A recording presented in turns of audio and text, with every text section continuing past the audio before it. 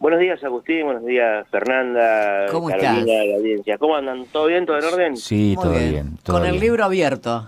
O la cabeza abierta para encontrar historia. Bueno, ahí vos acabas de mencionar, sortear los inconvenientes que causaba un río Bravo.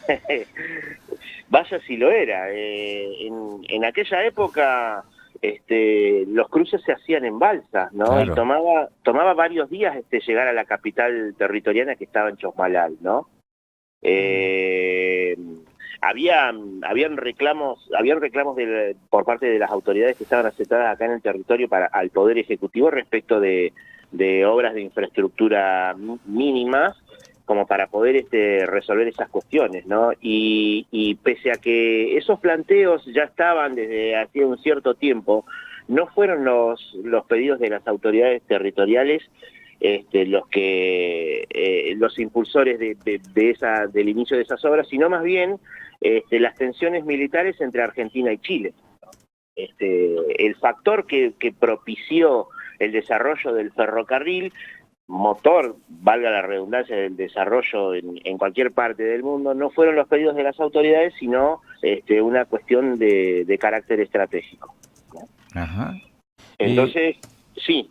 porque, porque me imagino bueno, esto tiene que ver también con...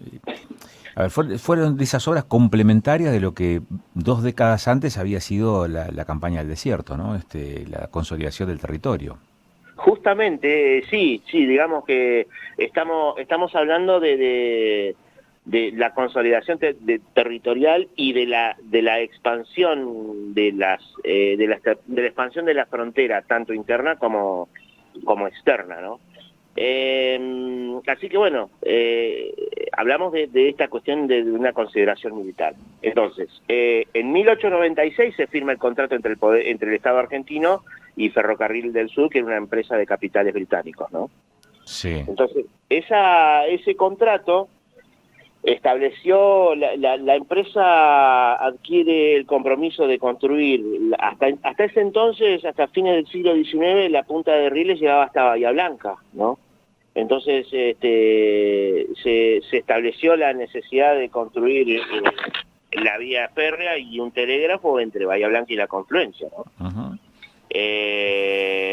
Y bueno, entonces en aquel entonces también el Estado fue el que concedió la propiedad de las tierras a la empresa. Y una cuestión que a mí me llamó mucho la atención respecto de este punto fue que los diputados, la gente que estaba, digamos, en altos niveles políticos, no cuestionó las concesiones que hacía el Estado respecto a capitales extranjeros acerca de estas tierras, porque se consideraban tierras baldías, de escaso valor, ¿no?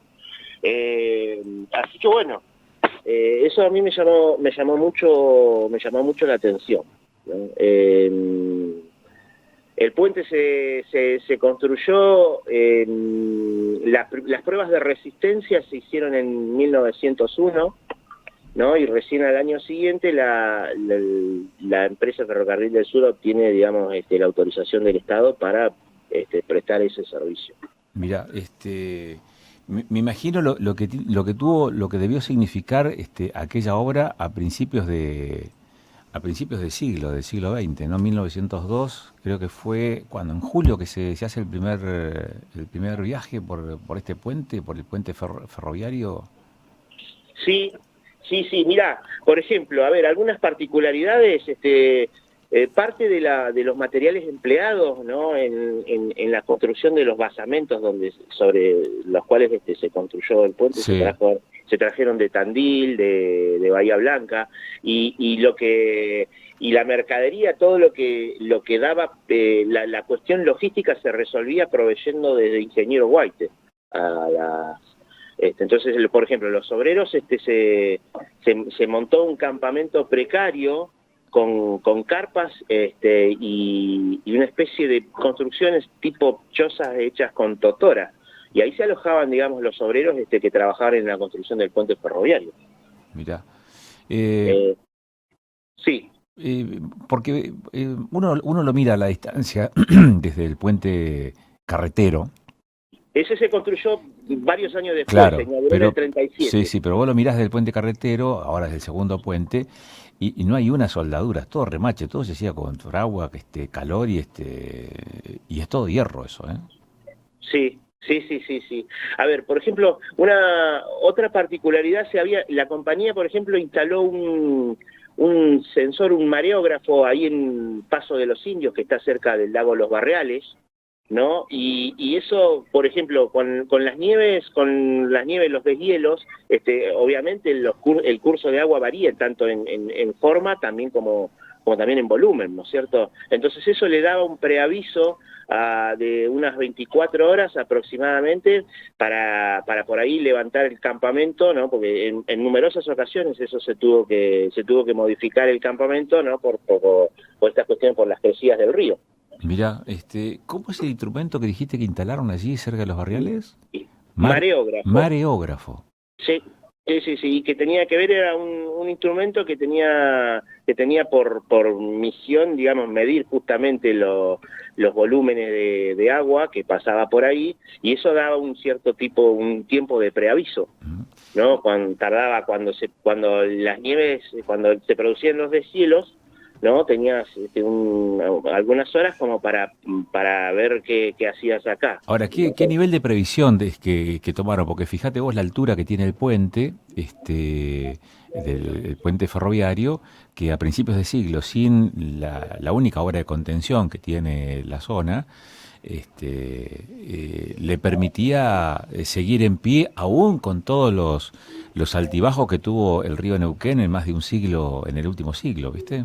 Sí. Después, una empresa subsidiaria de Ferrocarriles del Sur se encargó también porque ellos estaban muy interesados, la empresa esta de capitales británicos estaban interesados tenían la visión de tener injerencia también en lo que se veía acá como una zona muy apta para la fruticultura, ¿no? Entonces hubo una empresa subsidiaria de Ferrocarriles del Sur que también fue construyendo a medida de que se iban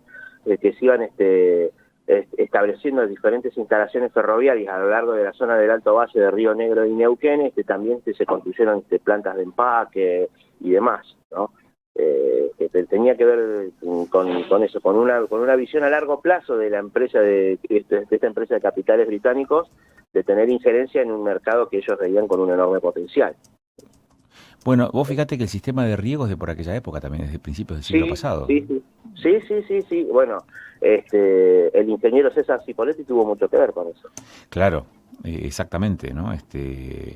Estamos hablando de obras que transformaron la región. Son obras que no solamente facilitaron el transporte, el tránsito de personas, sino que transformaron. Yo no me imagino cómo habrá sido a fines del siglo XIX, principios del siglo XX, toda la zona del Alto Valle de la confluencia. Me imagino que era un gran pajonal o mucha jarilla, plataco, y se transformó en otra cosa, lo que hoy vemos, desde un dron, desde el avión, desde lo que fuese, o desde la ruta misma, ¿no? Cuando vos mirás las chacras, eso no existía hace 100 años atrás.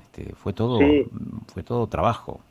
Sí, fue sin duda, digamos, toda la construcción de la infraestructura de la canalización del recurso hídrico vino de la mano del ferrocarril y implicó también la puesta en valor de una zona que, como la conocemos ahora, tiene un enorme potencial, ¿no? Pero todo arrancó en aquella época y bueno, como que una cosa lleva a la otra. No estoy diciendo nada nuevo al expresar que el ferrocarril es un factor de desarrollo en cualquier parte del mundo, no solamente acá. Sí, bueno, ahí hay tres líneas que corren casi paralelas, te diría, que son los motorizadores, o a partir de esas líneas se hizo todo el desarrollo de la región.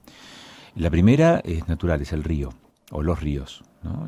Donde hay agua y vida, dice una frase popular, ¿no? Y fíjate vos que esto es una seguidilla de localidades, de ciudades, ¿no? Que vos podés hablar de Cenillosa, Plotier, Neuquén mismo, pero hacia digamos, sobre el Neuquén, Centenario, Vista Alegre, digamos, y vas subiendo, y a medida que vas subiendo vas encontrando más, o sobre el territorio rionegrino, ¿no? Cipolletti, Oro, Allen, Roca, Cervantes, Maenqué, Huergo, Godoy, Regina, Chichinales, digamos, todo un rosario de ciudades. El río, 2, el ferrocarril, 3, la ruta 22. Sin Y duda. en el medio te diría el sistema de riego. Sin duda, sin duda, sin duda. Estamos hablando que en un triángulo gigantesco, arrancando si querés desde Chichinales, a Rincón de los Sauces y Cenillosa, se concentra toda esa área donde vos muy bien lo dijiste. Hablamos de la canalización del recurso hídrico, del ferrocarril y después, posteriormente, lo que fue la infraestructura vial, como factores que dieron un puntapié, potenciaron a la región. Ya lo creo. Bueno, así que estamos hablando de un puente, el puente ferroviario, que tiene más de un siglo, tiene un siglo con 21 años, ¿no? 121 años.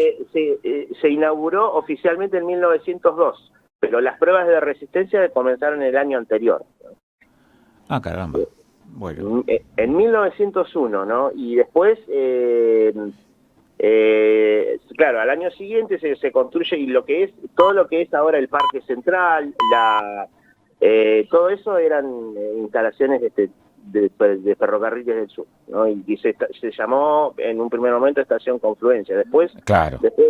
Después, bueno, vino el traslado de la capital. Ya vamos a hablar la semana que viene sobre eso, algunas minucias. Algunas minucias de aquella época. Sí. Bueno, Javier, te agradezco muchísimo esas pinceladas de historia que nos permiten ilustrar lo que pasaba hace bastante tiempo atrás, y que hoy seguimos transitando digamos, de la geografía local, la morfología de la región, y seguimos encontrándonos con estos mojones de la historia. Gracias, Javier.